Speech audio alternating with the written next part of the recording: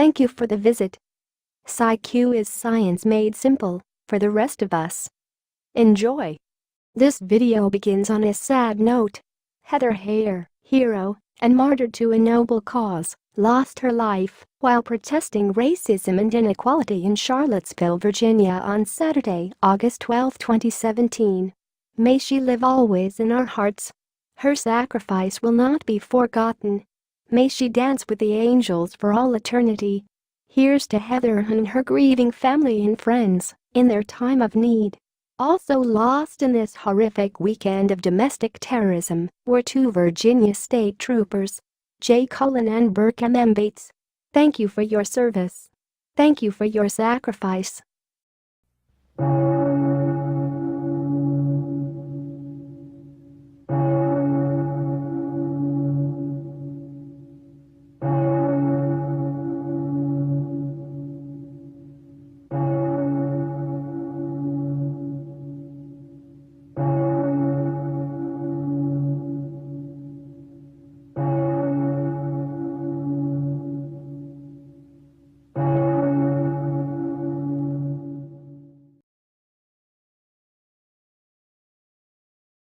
Humanism has a deep history that has evolved over time. It should not be confused with transhumanism, the belief that the human race can advance beyond its current limitations, or posthumanism, meaning after humanism or beyond humanism. The word humanism is ultimately derived from the Latin concept humanitas and was used in English context in the 19th century. However, historians agree that the concept predates the label invented to describe it, encompassing the various meanings ascribed to humanitas, which included both benevolence toward one's fellow humans and the values imparted by humane learning. During the French Revolution, and soon after, in Germany, humanism began to refer to an ethical philosophy centered on humankind, without attention to the transcendent or supernatural. The first humanist manifesto was issued by a conference held at the University of Chicago in 1933.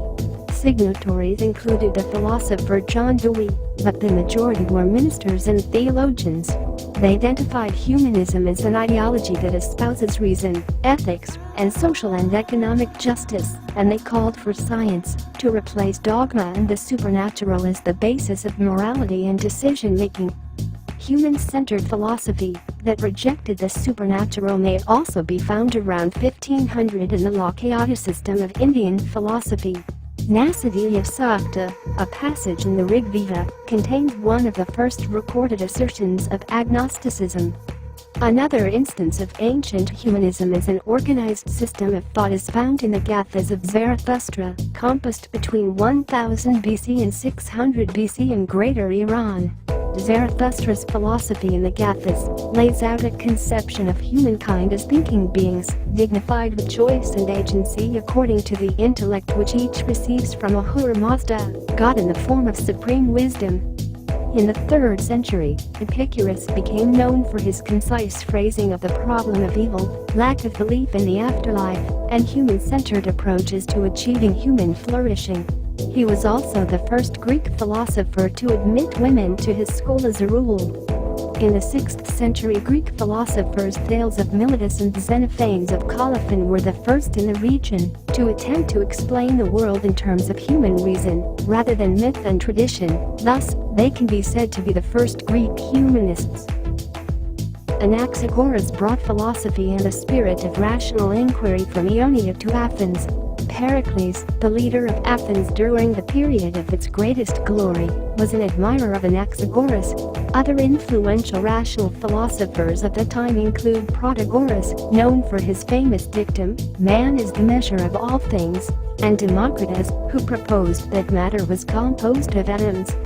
In that same century, Gautama Buddha expressed, in Pali literature, a skeptical attitude toward the supernatural. Also in that same century, Taoist teacher Lao Tzu espoused a series of naturalistic concepts with some elements of humanistic philosophy. Taoist and Confucian secularism contain elements of moral thought devoid of religious authority or deism, however they only partly resembled our modern concept of secularism. Many medieval Muslim thinkers pursued humanistic, rational, and scientific discourses in their search for knowledge, meaning and values. A wide range of Islamic writings on love, poetry, history and philosophical theology show that medieval Islamic thought was open to the humanistic ideas of individualism, occasional secularism, skepticism, and liberalism. Renaissance humanism was an intellectual movement in Europe of the later Middle Ages and the early modern period.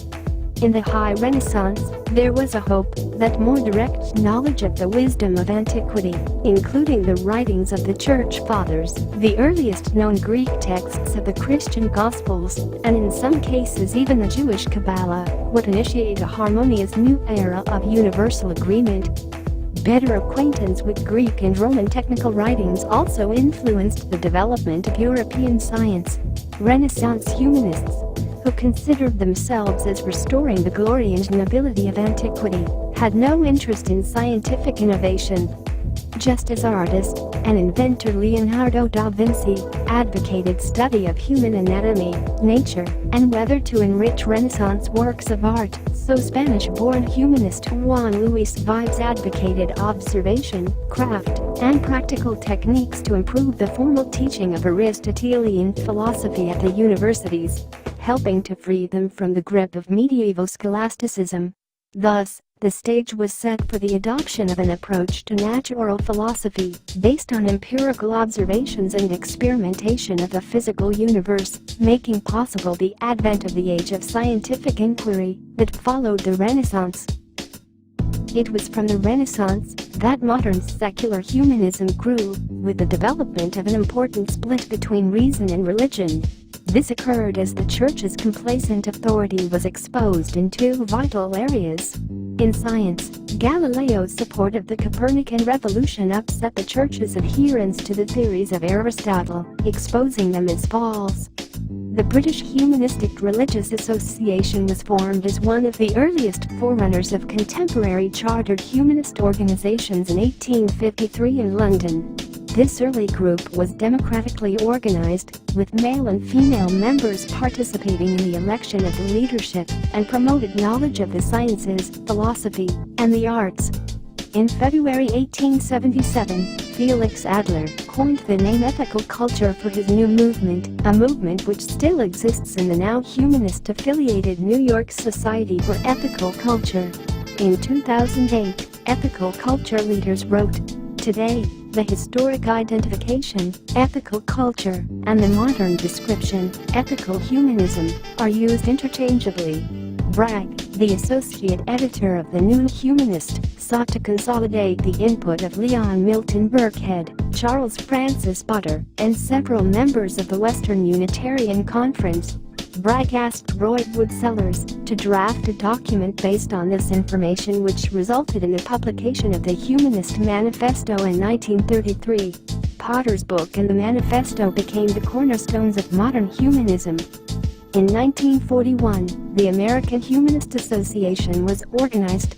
Noted members of the AHA included Isaac Asimov, who was the president from 1985 until his death in 1992, and writer Kurt Vonnegut, who followed as honorary president until his death in 2007.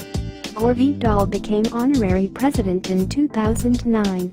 Robert Buckman was the head of the association in Canada, and is now an honorary president. In 2004, American Humanist Association, along with other groups representing agnostics, atheists, and other freethinkers, joined to create the Secular Coalition for America, which advocates in Washington, D.C. for separation of church and state, and nationally for the greater acceptance of non-theistic Americans. The executive director of Secular Coalition for America is Sean Faircloth, a longtime state legislator from Maine.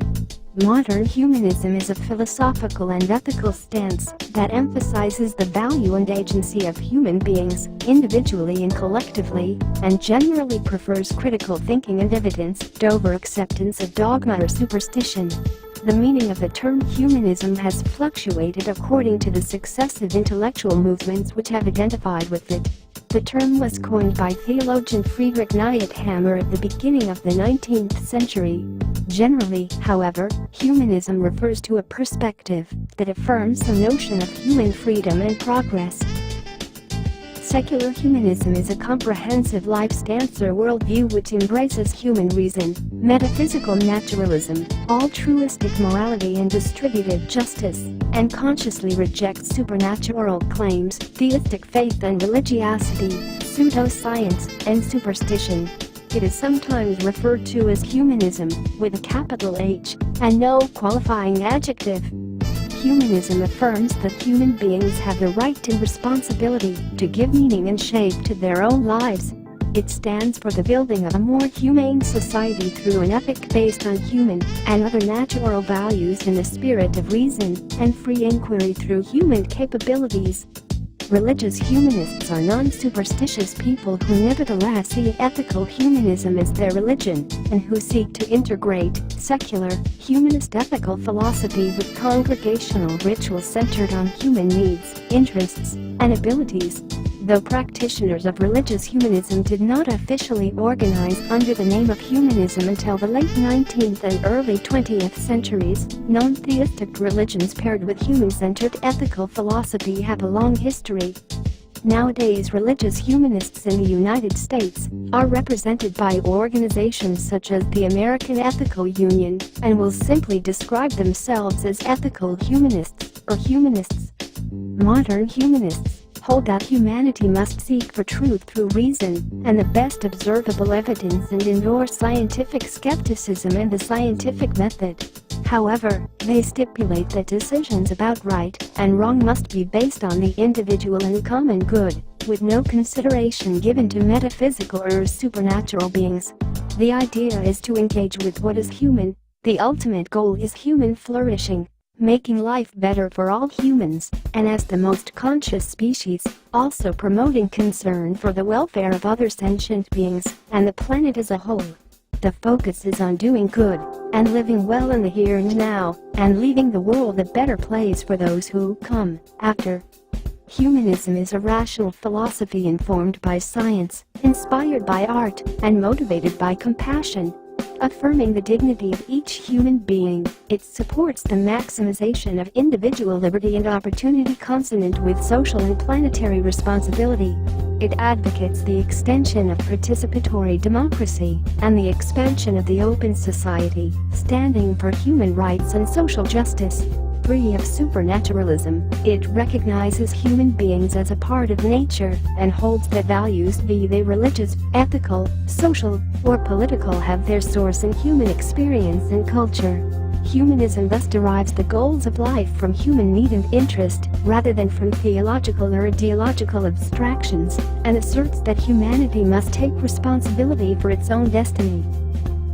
Humanists believe that when people are free to think for themselves, using reason and knowledge as their tools, they are best able to solve this world's problems.